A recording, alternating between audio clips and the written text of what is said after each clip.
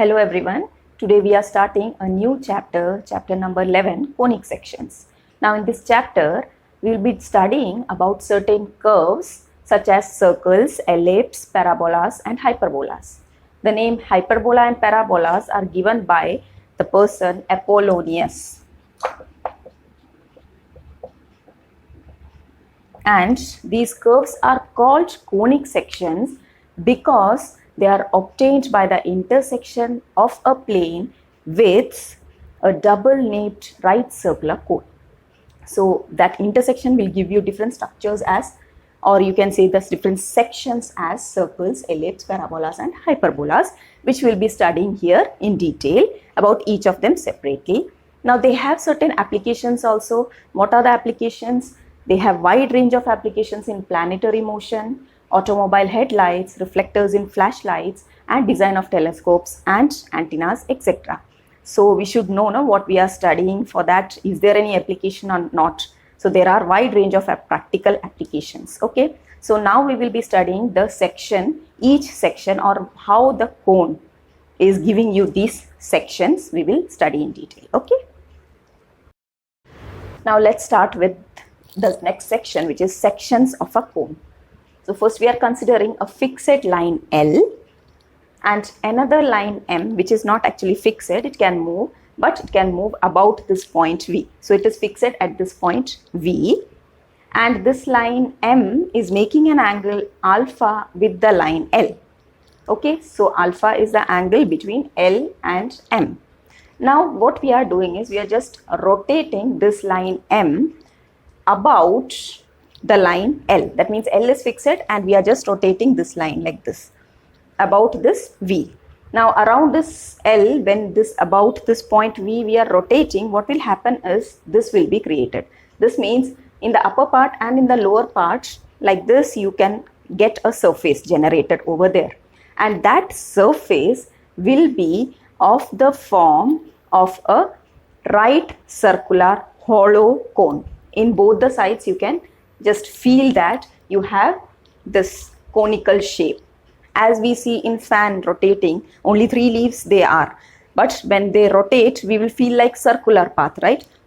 In the similar manner, when this line is rotated about this line L, fixed line L, we can just feel that it is giving you a circular motion which will create that conical shape in the upper and lower part. Okay, so since it is generating a cone, this line M, it is called the generator of the cone, and L is fixed line, and that line L is called the axis of the cone.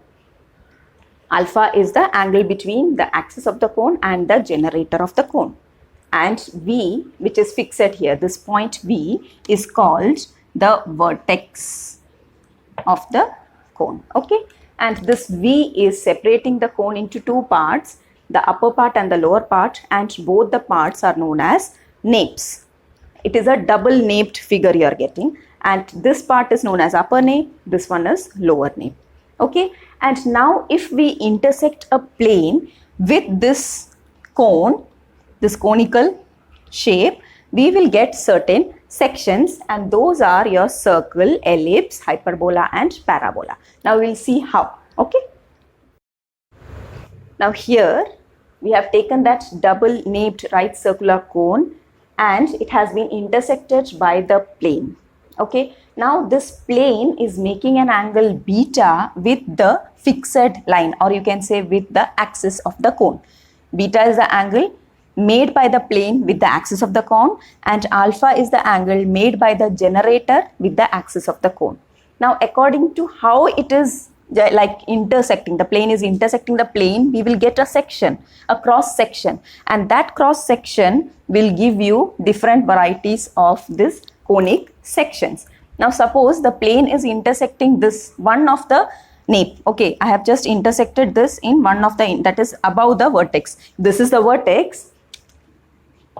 Above the vertex or below the vertex, the plane has been intersected. Now when the plane is intersecting as in 90 degrees with the axis of the cone, what you will get, it will be cut like this. When it is cut like this, you will get a circular portion there. You can just imagine if you have a cone and you are just intersecting the plane like this, you will get a circular portion which has been intersected with the cone. Okay, that portion will be, that shape will be, the intersecting part will be circular. So we can say that when beta is 90 degrees, the section which you are getting is a circle. Now suppose you are just turning that 90 degree a little bit. Now when it is a little bit like this slanting position, okay, that means it will be less than 90 and we are taking it to be greater than alpha. That means it should not be like in the same angle with this, it should be a little bit greater than alpha. At that time, the section which you are getting will be of form ellipse. I will just show you how we have to consider it. This is a cone. Okay. Now in this cone, if I am just intersecting this plain paper like this, it will be coming in this way. So the axis is like this and the plane is in 90 degrees with the axis. So you can just see that it will be touching in this part like this. And this touching part is circular in shape. So when beta is equal to 90 degree, you will get a circular shape like this. Okay, circular shape. Clear? Now, if another cone I am taking and I am just intersecting it in, this was the straight path. I am just turning it a little bit, that is making the angle of the plane with the axis as somewhat slanting position, but not exactly with this, like not like this. Okay, so I've just turned this a little bit so that I can get that the intersection will be in this way, like this. So that cutting part or that intersecting part will be not circular but a little bit like this. Understood? That means in first case I got the intersection like this, circular, but for ellipse I am getting a little bit like this, not circular but a shape like this. Okay, can you see? I think now again when beta is equal to alpha, what do you mean by beta is equal to alpha? That means the plane and this are as parallel, like this, cutting like this. What will happen at that time? The shape will be formed like this. Just see, I'm just, this is the angle made by the axis. So this is your M and this is also taken in the same way. That means this one is parallel to this, like this I am cutting like this. Okay, in the same manner. When I am cutting like this, the image, or you can say the section which have that intersection with this paper will be in this shape. Understood? And this shape is giving you parabolic shape. The shape will be like this. Okay. Now again, when we consider these three were actually either in the lower plane, that means lower nape, or in the upper nape. You are not touching this vertex, neither it is passing like this. Okay, both the napes it is not touching for all the three cases, first three cases. Now for the fourth case, when we say that the angle beta is taken as less than alpha, it is greater than 0, but it is less than alpha. Less than alpha means if alpha is this, it is again a little bit closer to L. That plane is a plane of paper, whatever you are taking is a little bit closer to this than this alpha, making an angle alpha. So it will be just going like this. When you cut, it will be like this. That means in the upper part as well as lower part, it will touch. The plane will touch both the napes. And touching both the napes means it will give you a shape like both the ways. Both side you have a parabolic shape, so that is known as hyperbola. That means if this is that double naped cone, I am just taking the plane. This is actually the M, right? The generator's angle made with the axis perpendicular. Now when I am just passing this through like this, that means a little bit closer to the perpendicular. This will be cutting both the cutting or touching both the napes, and the touching part is like this. Okay, so this will be forming the hyperbolic shape. So these are the four conditions in which you get different conic sections. So in the earlier case, what we discussed was the plane was intersecting the cone either in the upper nape or in the lower nape or in both the napes. Okay. Now what we are discussing is the plane is intersecting the cone at its vertex. So at that time, in different angles, what will be the degenerated conic sections you are getting? That's what we are discussing. Now suppose that the cone has been intersected by the plane through the vertex. So when through the vertex like this, it will go. In the bottom also you have one more, but it is just intersecting like this, means it is touching the cone only at one point. That means the degenerated case, again it is at 90 degrees, right? It is at 90 degrees with the axis and it is touching only at one point if it is through the vertex. The point of intersection is through the vertex. So you can say that the degenerated case will be, that is the circle which we got when beta was 90 degree, it becomes a point.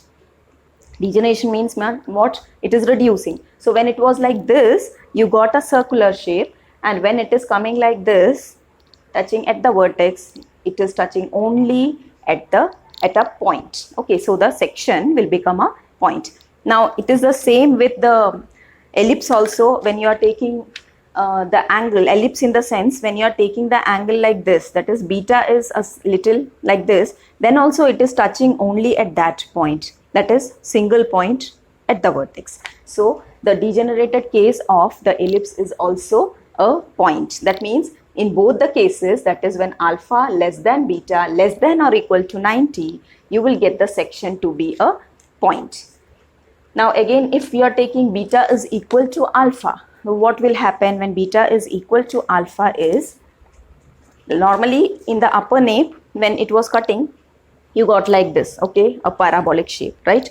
Now if it is touching, or you can say if it is touching through the vertex, what you will get is it will be touching only at like this, at only one place, like a straight line. Okay, so that you can say that the degenerated case when beta is equal to alpha will be a straight line. That means a parabolic thing will become a straight line when it is intersecting at this point. This, you can just imagine, this will become like this. So it will give you a straight line only. Okay, now if it is having the angle like that, same thing, this plane is moving like this and making like angle like this, that means it will touch like this. That means in this manner it will touch.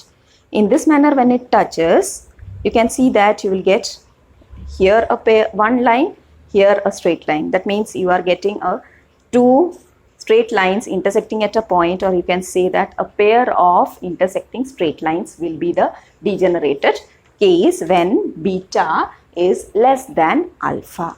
So these are the degenerated cases when the plane is intersecting at the vertex of the cone. Okay. Now let's start with the first conic section, which is circle. Okay. Now what is a circle? A circle is a set of all those points in the plane which are equidistant from a fixed point in the plane. So suppose this is the fixed point. From this point, we are taking equidistant points, and the locus of all those points will give you the circle. That means here I have taken PQR and all of them are equidistant. That is OP is equal to OQ is equal to OR. That means joining these points, many points. So all those points, when we join, you will get a circle. Now the equation of the circle and this fixed point, what is called the fixed point is, it is known as the center of the circle, and this equidistance which we are talking about, that is OP, is called the radius of the circle. Center of the circle is the fixed point and radius of the circle is that equidistance. Okay. Now the equation of the circle is the simplest when the center is the origin, that is 0, 0. But here we are finding out the equation of the, that is standard equation of the circle when the center is given. Okay, so we are taking the center of the circle to be h, k, and the radius of the circle to be, let it be r. Okay, and the point P, which can be anywhere on the circle. So we are taking a general point which is x comma y. So the point P is given as x comma y, O is taken as h comma k, and the distance, that is the radius, is taken as r. Now in order to find out the equation of the standard equation of the circle, what we are using is the distance formula, standard equation of the circle. Okay, for that we are using distance formula. What is distance formula? If you have 2 points, this OP will be what? OP is equal to root of x2 minus x1 the whole square. So we'll get x minus h the whole square plus y minus k the whole square.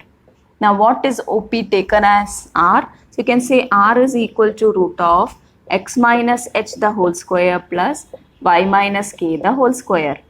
Now squaring both sides, in order to remove this root of, what you'll get, r square is equal to x minus h the whole square plus y minus k the whole square. So the standard equation of the circle with center h comma k and radius r is given to be x minus h the whole square plus y minus k the whole square equal to r square, where h comma k is the center and r is the radius. Now when I said that the simplest form is when you have the center as 0, 0. Now just replace here in this standard equation. It becomes a particular case of the standard equation. That is, the simplest form becomes a particular case of standard equation. How? If we are taking 0, 0 as the center, then what will happen to this equation? It will become x minus 0 the whole square plus y minus 0 the whole square equal to r square. Or you will say that it is x square plus y square equal to r square, right? So this is the simplest form when the center is at the origin. Otherwise, the standard equation of the circle is x minus h the whole square plus y minus k the whole square equal to r square. Now one more thing is there, that is your general equation of a circle. Now how we get general equation? We are just expanding the standard equation to get the general equation. Now why we are discussing general equation also? Because in certain cases we need to use general equation in order to find certain constants. So in certain cases we will use standard equation, in some cases we will use general equation also. Now what is that general equation? We will find out. Okay, we are just expanding this, so we'll get x square plus h square minus 2hx plus y square plus k square minus 2yk is equal to r square, right? Now I'm just writing x square and y square first, after x square then y square, then x term, that is minus 2hx, then y term which is minus 2ky, then all are constants, that means h, this and this, everything is constant. We are just taking together and writing as equal to 0. That means here you have plus h square plus k square minus r square equal to 0. Okay, this much we got. Now what we are doing, we are just as taking certain quantities to be like x square plus y square is written as such. We are just taking this negative and this h as some other variable. Let it be g. Okay, let g is equal to minus h and f is equal to minus k. Clear? And this total, that is the constant, which is h square plus k square minus r square as c. So now actually our center and radius will be in terms of g, f and c. Now what will be those things? We will find out. Okay, here what it happens is it becomes 2 plus 2 g x. So what we have done, minus h, instead of minus h we have substituted g. So it becomes 2 g x. Plus here again minus k has become f, so it is plus 2fy, plus all the constants together has been taken as c. So this is known as the general equation of the circle, where now what will be the center and radius? Here when it is in this form, we know that center is h comma k, this comma this, and radius is this one. In this case, how we will find out the radius and the center? Okay, now what we have got is, or we have taken g as minus h and f as minus k. So from this itself, we can say that what is h equal to, we know that h comma k is the center in the other case, right? H comma k was the center. So actually we need to find out what is h comma k in terms of g and f. So what we'll get? Minus g. And what is k? It is minus f. So h comma k can be replaced with minus g comma minus f. So for this general equation, the center will be minus g comma minus f. And now what will be the radius? Okay, radius is r. So we have to find out r from this. What is the condition which we have taken? H square plus k square minus r square is c, right? So what is r square equal to? R square is equal to, this will go there, you will get h square plus k square minus c, right? Now again we are replacing h and k, which is already in this standard equation, h and k with g and f. What is h? Minus g. So you'll get minus g the whole square plus minus f the whole square minus c. That is, you are getting g square plus f square minus c as r square. So what will be r is equal to? It will be the root of this value, right? So r is equal to root of g square plus f square minus c. So when r is the center for the standard equation, sorry, radius for the standard equation, you will get root of g square plus f square minus c will be the radius in the general equation of the circle. Okay.